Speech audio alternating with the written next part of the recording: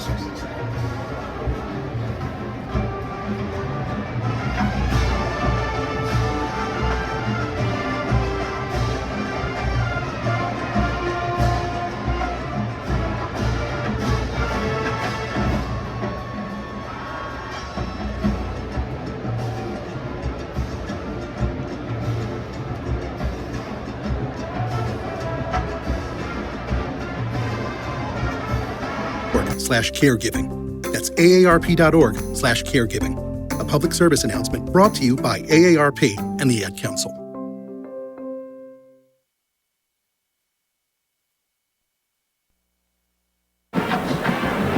Welcome inside the WDBM Media Press Box live at Spartan Stadium for the Impact 88.9 WDBM halftime report between the Florida Atlantic Owls and the Michigan State Spartans. I'm Jacob Maurer alongside our writer for the beat here, Tim Marshall, taking you through tonight's halftime break.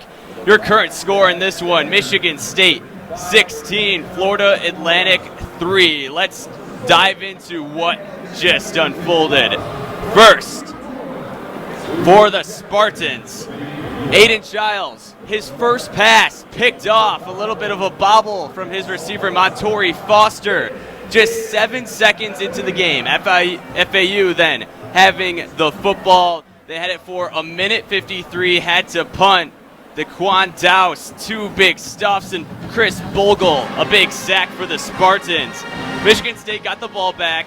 4:36 was the time they had it. 7 plays, 39 yards, but they had to punt that one. But it went down to the 1-yard line, setting up Daquan Dowse for Michigan State, a safety.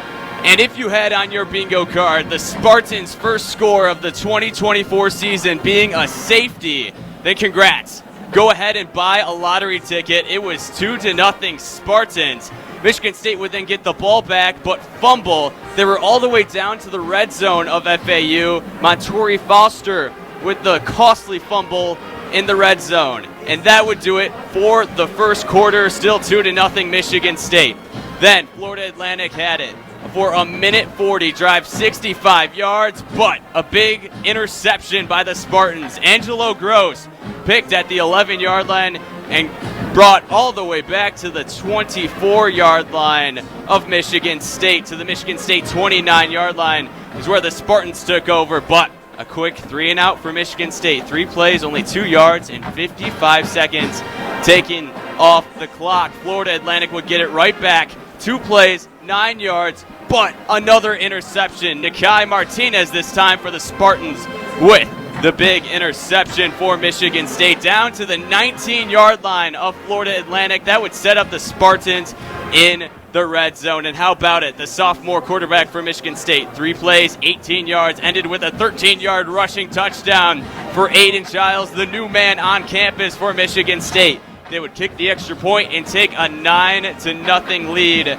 FAU would get the ball back with 1:58 was the time they had with the football. Only 3 plays, 7 yards, a 3-and-out.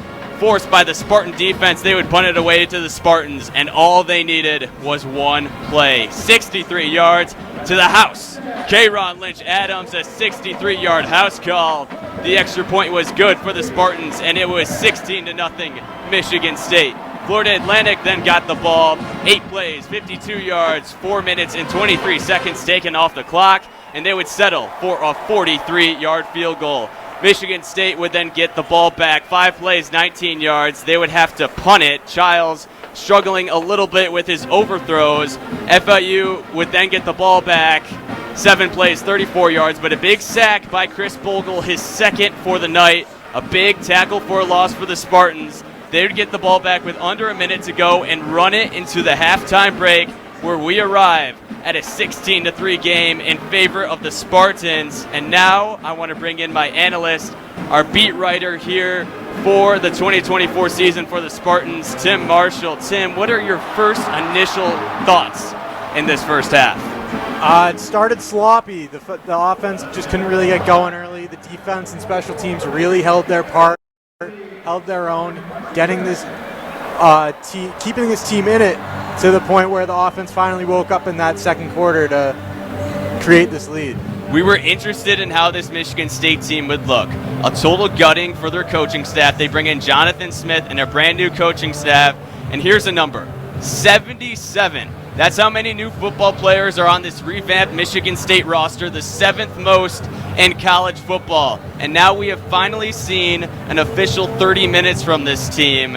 And we've seen the first 30 minutes from the Michigan State quarterback, Aiden Childs. He did have that rushing touchdown, and his first pass was intercepted. So a little bit of a mixed bag for Childs. What are you seeing?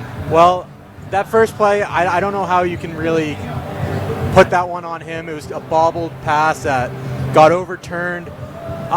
He's looked good. I think you mentioned the overthrows. I think maybe it's a little bit of jitters, a little bit of just it's the first game. He's a little anxious maybe, but I think he played well. I think the offensive line protected him really well, and it was complementary football with the running game and the passing game. You already see it in this game. The dual threat you can have at the quarterback position opens up so much on the offensive end. Michigan State was finally able to pour in some points there in the second quarter on the offensive end. Now I want to talk about a big part for this Michigan State team, their defense. When Michigan State's offense had the 2 costly turnovers in that first quarter, the defense really stepped up. They have a safety in this one, along with 2 interceptions. A big surprise here in the first half. Yeah, I mean, the MSU defense through 5 drives. They had 2 picks, a safety. They only allowed 7 passing yards and had 2 punts. The one thing that is kind of biting them right now is Cam Fancher he's running the ball on them right now. His legs are a real problem for him. But the good thing is for the Spartans that his arm has helped them a lot throwing those 2 picks. Yeah, those were costly interceptions for the Owls. One was deep in their own territory, and one was deep into Michigan State territory. So Michigan State taking over and able to punish the Owls on that end. Now I want to talk about K'Ron Lynch-Adams. He had that big 63-yard touchdown. He's going to be the backup behind Nate Carter, but he had 4 carries for 73 yards. He's our leading rusher in this one. What have you noticed from him?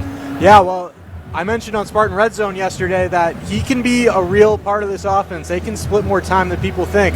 Nate Carter's really good, but so is K'Ron. So he got that touchdown.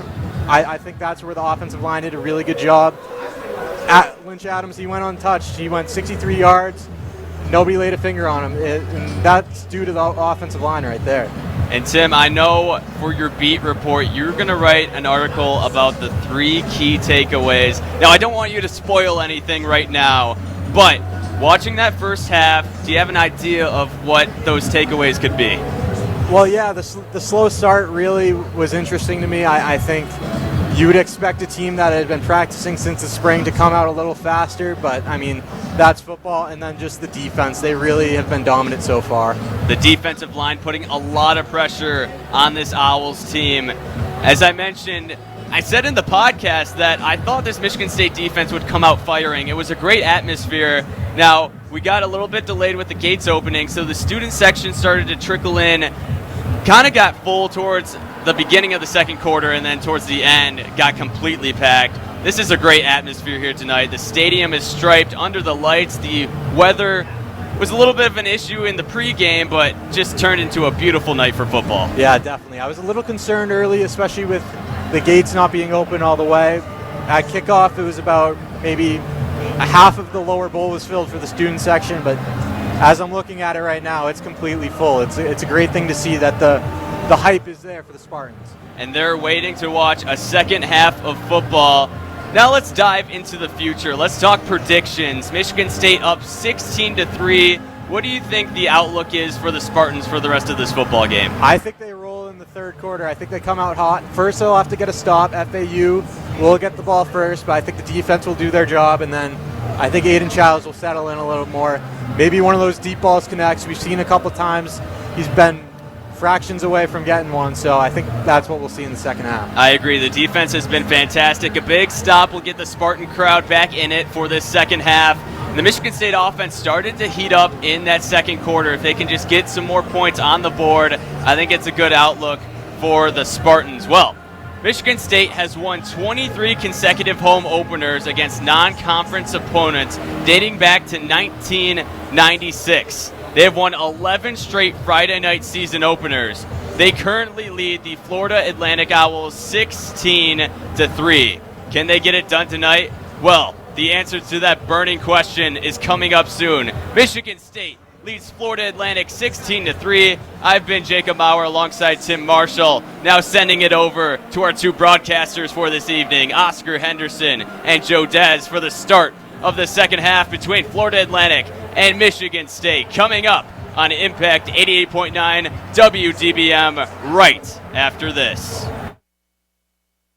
Adopt US Kids presents What to Expect When You're Expecting a Teenager. Learning the Lingo. GOAT, G-O-A-T, acronym.